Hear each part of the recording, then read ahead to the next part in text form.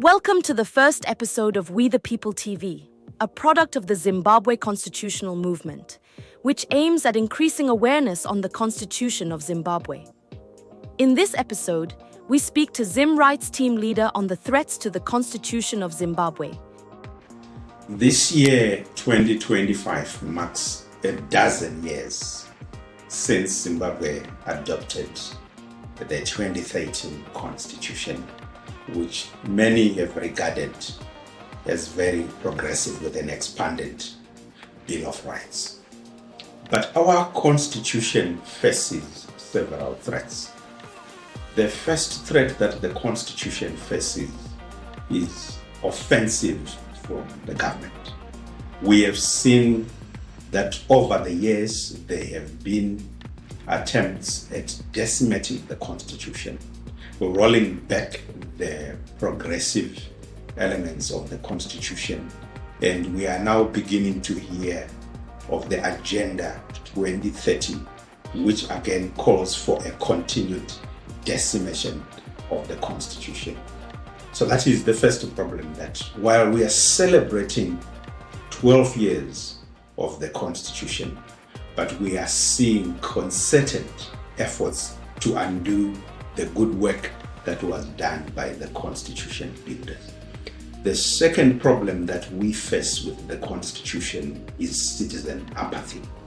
Dr. Alex Magaisa told us that for people to defend the Constitution, they must know it first.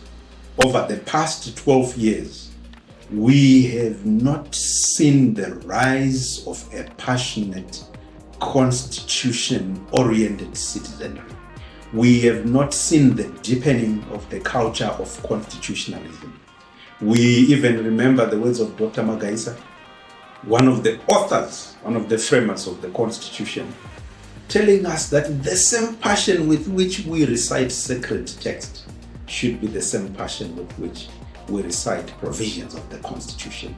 He went on to say, if they don't know it, they can't defend it. Third problem that we continue to face as a country is that we as civil society have been disoriented and disconnected from each other and from the citizenry when it comes to dealing with issues of constitutionalism. We hear voices here, voices there. The same movement that built the 2013 Constitution seemed to have demobilized in 2013 when the Constitution was adopted.